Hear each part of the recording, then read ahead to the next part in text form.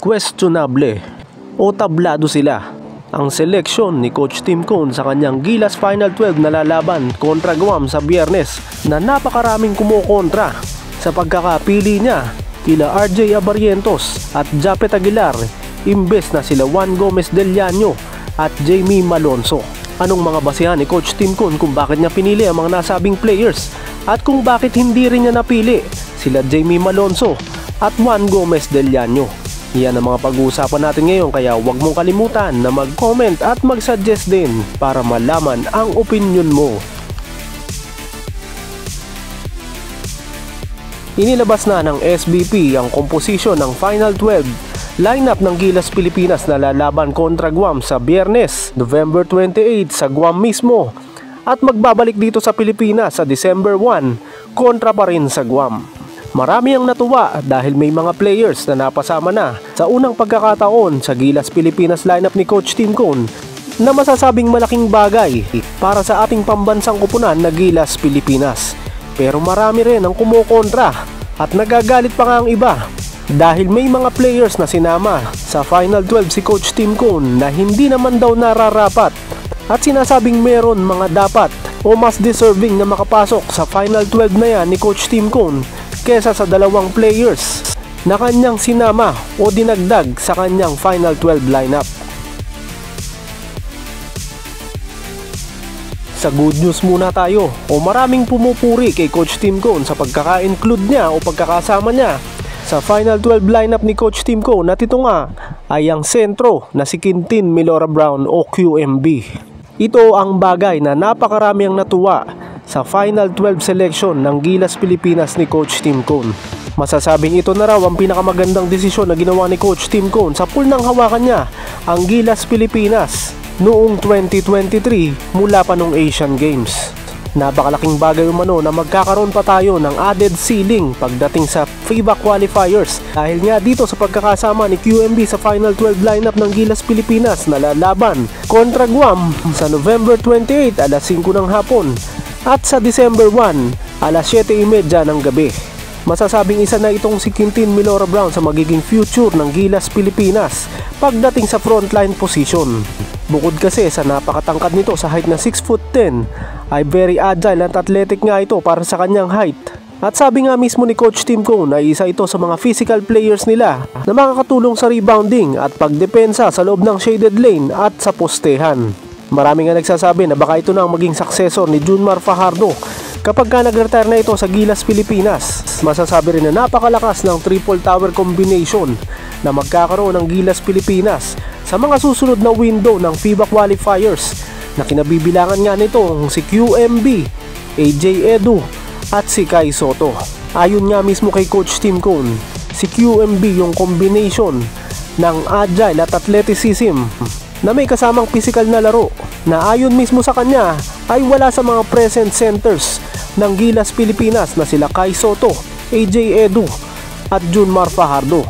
Si Junmar Fajardo lamang ang may tuturing nito na physical na player, habang si AJ Edu naman ay bagamat may pagka-physical ng konti, pero ito ay nagko-concentrate sa kanyang rebounding at shot blocking kung saan niya nakukuha ang kanyang opensa, habang si Kai Soto naman umano ay hindi maitatanggi na ang kanyang height na 7'3" ang kanyang puhunan at ng Gilas Pilipinas. Kaya kapag ka nagsama-sama nga umano yung tatlong malalaking players na yan ng Gilas Pilipinas, pagdating ng February window kung sakasakali nga at walang mai-injured sa kanila o lahat sila ay available, ay siguradong magkakaroon tayo ng magandang laban kontra New Zealand at Australia na makakalaban ng Gilas Pilipinas sa February window. Ayon nga mismo kay Coach Tim Cone, ay napaka-intelligent na player nitong si QMB dahil na-adapt niya agad umano ang triangle offense ng Gilas Pilipinas na sinasabing pangunahing dahilan kaya ito sinama agad ni Coach Tim Cone sa kanyang Final 12 at magsisilbing learning process umano ito para dito kay QMB na mag-uumpisa ngang maglaro sa Guam at sa unang pagkakataon ay maglalaro ng triangle offense para sa Gilas Pilipinas. Inaasahan naman ni Coach Tim Cone na sa dalawang games na maglalaro si QMB para sa Gilas Pilipinas kontra Guam ay unti-unti nga nitong matututunan at makakabisado ang triangle offense ni Coach Tim Cone para sa Gilas Pilipinas.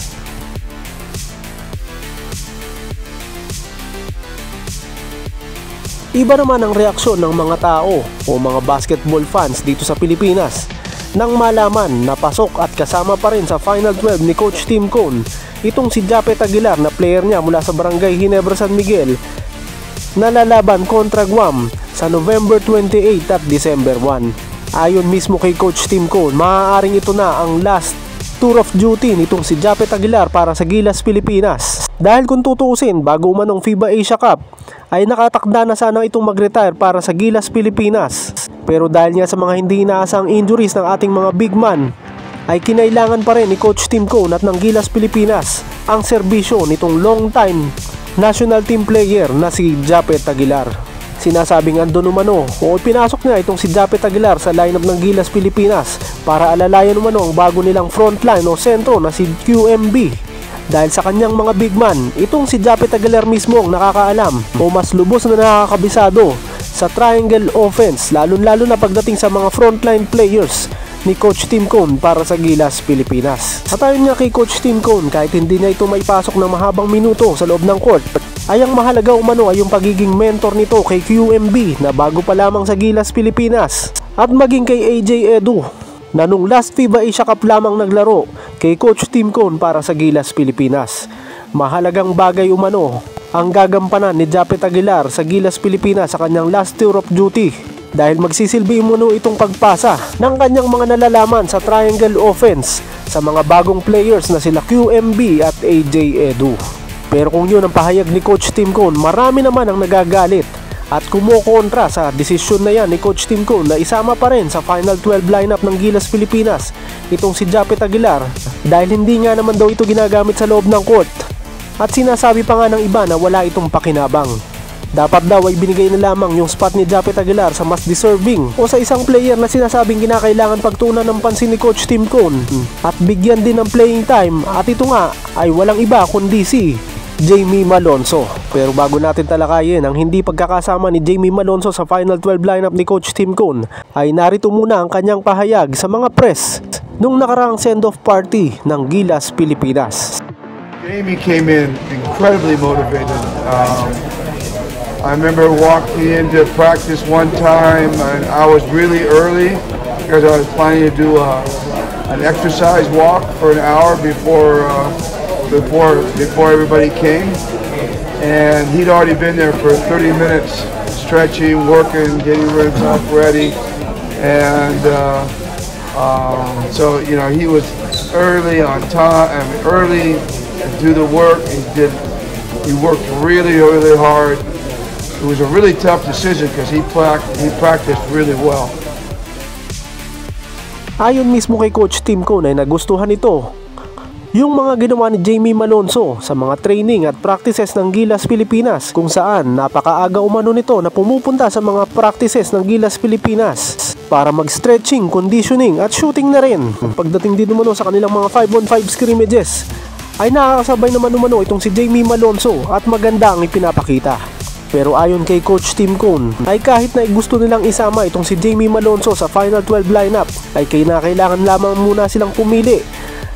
ng mga players na talagang masasabing kailangan na pumasok sa Final 12 lineup. Pero hindi naman daw ito nangangahulugan na totally wala na si Jamie Malonzo sa Gilas, Pilipinas dahil parte pa rin umano ito ng original 12-man lineup at kada window, kada kinakailangan ng Gilas, Pilipinas ng mga players ay kasama pa rin sa kanilang pool itong si Jamie Malonzo. Pero marami ang kumukontra at hindi sumasang-ayon kay Coach Tim Cone sa kanyang mga pahayag na yan dahil sinasabing na personal umano itong si Jamie Malonzo. Simula pa lang nung hindi nito pirmahan yung kontrata na inoffer sa kanya ng Barangay Ginebra, San Miguel ay nagsunod-sunod na umano yung malalamig na treatment ni Coach Tim Cone dito kay Jamie Malonzo na nagumpisa noong FIBA Asia Cup kung saan ilang games itong hindi pinasok ni Coach Tim Cone at kung hindi pa nga na-injured sila Calvin Oftana at CJ Perez ay malamang ay hindi raw makakapaglaro sa kabuuan ng FIBA Asia Cup itong si Jamie Malonzo. Isa rin sa mga sinasabing dahilan kung bakit hindi napili at napasama sa Final 12 lineup ni Coach Tim Cone itong si Jamie Malonzo dahil kinuha na nga umano ito ni Coach Norman Black para sa Southeast Asian Games lineup ng Gilas, Pilipinas na hiwalay sa lineup ni Coach Tim Cone, nakatakda ng lumaban sa Biyernes. Marami nagsasabi na dapat itong si Jamie Malonzo ang ipinasok nila kaysa kay Japet Aguilar. Dahil sa hindi naman daw minamaliit ang lineup ng Guam na hindi naman katangkaran at hindi naman ganun kalakas, ay sinasabing mas kakailanganin doon si Jamie Malonzo at kailangan nga daw ng exposure nitong si Jamie Malonzo sa ngayon dahil na-terminate nga ang kanyang kontrata sa Kyoto Hanari sa Japan B-League Division 1 at masasabing kinakailangan itong magpa-impress sa mga scouts na manonood ng mga laban ng Gilas Pilipinas. Maaaring kasama pa rin niya ito sa Southeast Asian Games Gilas lineup ni Coach Norman Black at po pwede nga siyang may scout doon ng mga teams mula sa Japan B-League.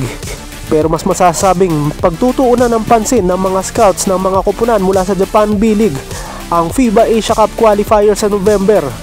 kesa sa Southeast Asian Games na masasabing mas mahihina ang mga makakalaban ng Gilas Pilipinas. Parang lumalabas umano ay masyado ng pinepersonal ni Coach Tim Cone yung pagkakaalis nga nitong si Jamie Malonzo sa lineup ng Barangay Ginebra San Miguel na magpunta nga ito sa Japan B-League para sa Kyoto Hanaris. Pero dahil Gilas Pilipinas na umano ang dinadalang jersey nitong si Jamie Malonzo at ni Coach Tim Cone, ay dapat daw isang tabi niya muna yung problema nila sa Barangay Ginebra San Miguel at wag personalin ang kanilang sitwasyon kay Jamie Malonzo. Pero hindi natin alam dahil dalawang games yan, isa sa Guam at isa sa Pilipinas, ay baka meron sorpresa si Coach Tim Cone pagbalik nila dito sa Pilipinas. At kung makikita nga doon na hindi naman kinakailangan na si Japet Aguilar o meron siyang mga dapat palitan ng mga players doon, ay baka may pag-asa pa na makapasok muli itong si Jamie Malonzo sa game ng Gilas Pilipinas kontra Guam dito na sa Pilipinas. And well, Juan's a future Gilas player. I mean, he'll be on the team at some point. It just happened to be like this time he's still new to this system. But what we did with him is that we laid a foundation for Juan in terms of him learning the system this time and then be able to go with it next time. But you know, he's going to be a fixture on this team. And you know, instead of saying, you know, we're sorry to Juan, it was like, congratulations, Juan. You proved your worth. You're going to be on this team. There's no doubt about it. He is really a stud. And there was no reason for us not to bring him this time, except for the fact that we wanted to be loyal with the guys we had. But again, Juan's going to be a part of this team very soon.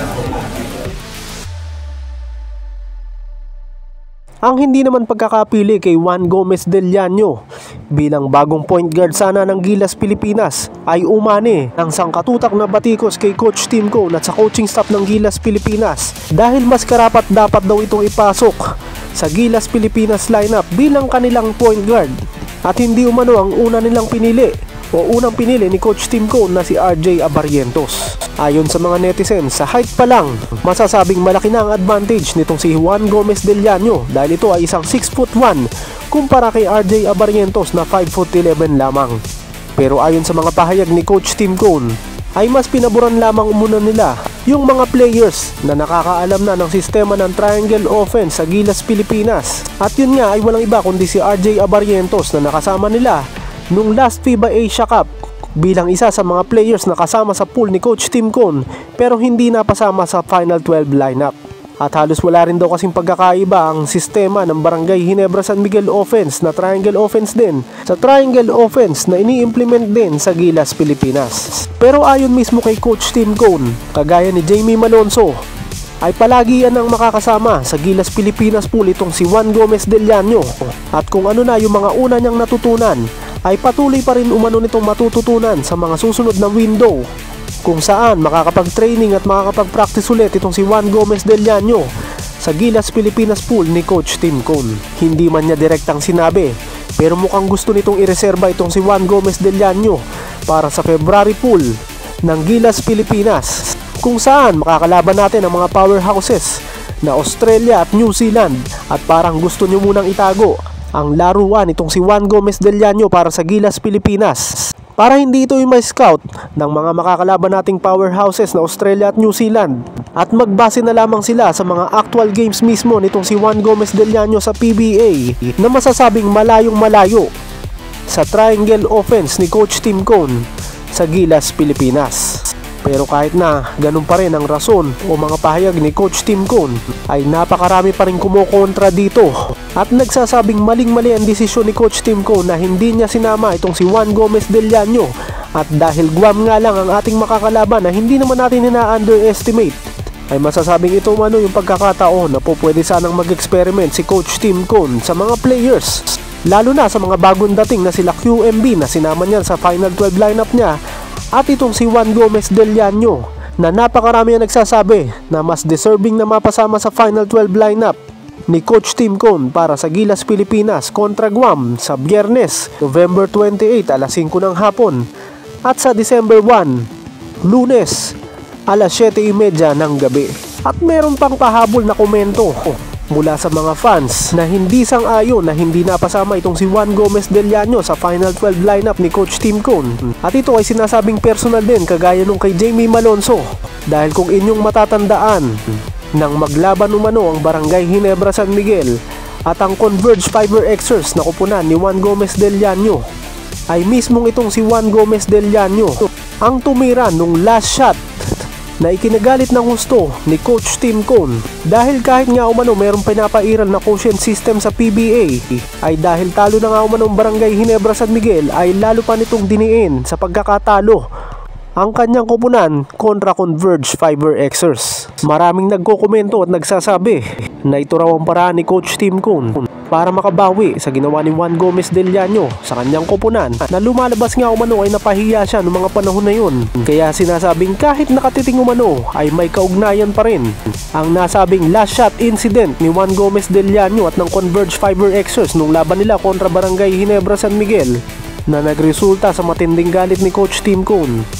dito sa hindi pagkakapili kay Juan Gomez Del Llano sa Final 12 ng Gilas Pilipinas na lalaban kontra Guam sa November 28 at sa December 1.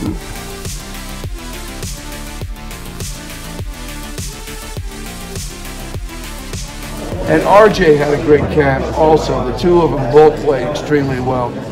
But RJ knows the system a little bit more, and he was with us last window in terms of the whole practice venue. So he was a little bit ahead in terms of knowledge. So we picked RJ. Ipinagtanggol naman ni Coach Tim Cone kung bakit napasama sa Final 12 lineup ng Gilas Pilipinas kontra Guam ang kanyang point guard mula sa Barangay Ginebra San Miguel na si RJ Abarrientos. Ayon mismo kay Coach Tim Cone, ay matagal na nilang nakakasama itong si RJ Abarrientos sa last pool ng Gilas Pilipinas, kung saan preparasyon nila yon para sa FIBA Asia Cup. At isa nga daw ito sa mga kinonsider nila noon pero hindi napabilang sa kanilang Final 12 lineup. At ayon nga mismo kay Coach Tim Cone, itong si RJ Abarrientos dahil na rin sa kanyang pagiging isang Barangay Ginebra San Miguel player na nagpapatakbo rin ng triangle offense, ay mas may knowledge o may kaalaman sa triangle offense ni Coach Tim Cone sa Gilas Pilipinas kesa sa bago nilang kuha na si Juan Gomez Del Llano. Sasabing yung knowledge niya at experience sa triangle offense ang pangunahing dahilan kaya ito napabilang sa Final 12 lineup ni Coach Tim Cone. Mahirap nga naman umano na mas piliin yung baguhan pa lang o hindi sanay mag-execute ng triangle offense sa actual game kesa dito kay RJ Abarrientos na mahigit ng isang taon na naglalaro ng triangle offense ni Coach Tim Cone mula sa Barangay Ginebra San Miguel hanggang dito sa Gilas Pilipinas. At dahil nga kita nga umano ni Coach Tim Cone at ng coaching staff ng Gilas Pilipinas noong nakaraang FIBA Asia Cup na talagang nangangailangan sila ng isang natural point guard, ayun umano ang pangunahing dahilan kaya nila ipinasok sa Final 12 lineup itong si RJ Abarrientos na magsisilbi bilang facilitator at mas maraming nalalaman tungkol sa triangle offense ng Gilas Pilipinas. Kasama na rin daw yung kanyang outside shooting na may pagkukulang din ang nasabing kupunan ng mga nakaraang FIBA Asia Cup. At kahit nga daw sa height na 5'11" ay hindi yun magiging disadvantage para dito kay RJ Abarrientos dahil may mga ilang kupunan din na merong mga players na mas maliliit pa nga kaysa dito kay RJ Abarrientos pero nakaka-contribute para sa kani-kanilang mga kupunan. Pero kahit nga ganyan ang paliwanag ni Coach Tim Cone sa pagkaka-include nitong si RJ Abarrientos sa Final 12 lineup ng Gilas Pilipinas, napakarami pa rin ang kumukontra at hindi sumasang-ayon. Mas deserving umano si Juan Gomez Del Llano kung skills-wise at height din lamang ang pag-uusapan. At sinasabing malakas lang na umano ito kay Coach Tim Cone dahil nga player ito ng Barangay Ginebra San Miguel na sinasabing pinapaboran niya kesa sa ibang players na mas deserving na makakuha ng spot sa lineup ng Gilas Pilipinas.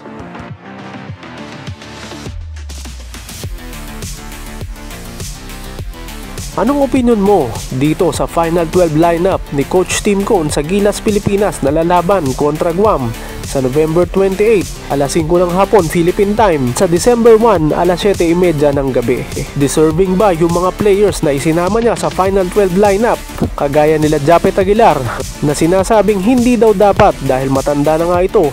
at hindi naman ipinapasok ni Coach Tim Cone sa last game o yung mga huling laban ng Gilas Pilipinas nung nakaraang FIBA Asia Cup? At marami nga nagsasabi na dapat daw ay si Jamie Malonzo na lamang ang kanyang ipinasok sa Final 12 lineup kesa kay Japet Aguilar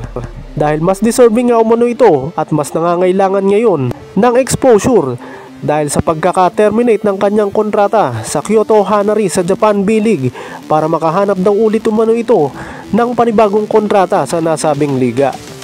Pinipersonal nga ba ni Coach Tim Cone yung pagkakaiwan sa kanila ni Jamie Malonzo sa Barangay Ginebra San Miguel dito sa hindi niya pagkakasama sa Final 12 lineup ng Gilas Pilipinas na lalaban kontra Guam ngayong November window? At ganun din itong si Juan Gomez Del Llano na sinasabing mas deserving o karapat dapat na ipasok sa Final 12 lineup dahil isa nga itong triple-double machine sa PBA sa Converge Fiber Xers at marami ring nagsasabi na kaya niya rin itong gawin sa Gilas Pilipinas ni Coach Tim Cone. Personal nga ba ang hindi pagkakasama nitong si Juan Gomez Del Llano na kung inyong matatandaan ay naging sanhi ng pagkakagalit o hurementado ni Coach Tim Cone ng laban nila kontra Converge Fiber Xers kung saan natalo nga sila nang itira pa nitong si Juan Gomez Del Llano yung kanyang last shot na masasabing no bearing na. Pero dahil meron niyang pinapairal na quotient system ang PBA ay binigyan ng go signal ng kanyang head coach na si Delta Pineda para itira yung last shot ni Juan Gomez Del Llano na sinasabing kahit papaano ay may koneksyon sa pagkakakat dito kay Juan Gomez Del Llano sa Final 12 ng Gilas Pilipinas ni Coach Tim Cone na lalaban kontra Guam. At ang pagkakasama naman ni RJ Abarientos na sinasabing dapat daw ay pwesto ni Juan Gomez Del Llano ayon sa mga nakararaming fans ng PBA at Gilas Pilipinas, ay deserving ba talaga itong si RJ Abarientos sa pwesto na ibinigay sa kanya bilang leading point guard ng Gilas Pilipinas? Ayon nga mismo kay Coach Tim Cone ay dahil na rin sa knowledge nito sa triangle offense kesa sa nag-uumpisa pa lamang na si Juan Gomez Del Llano. Kaya bang patunayan itong si RJ Abarientos na kakayanin niya ang international stage sa pagiging isang point guard ng Gilas Pilipinas ni Coach Tim Cone ngayong November window? Lahat ng mga yan, huwag mong kalimutan na mag-comment at mag-suggest din para malaman ang opinion mo.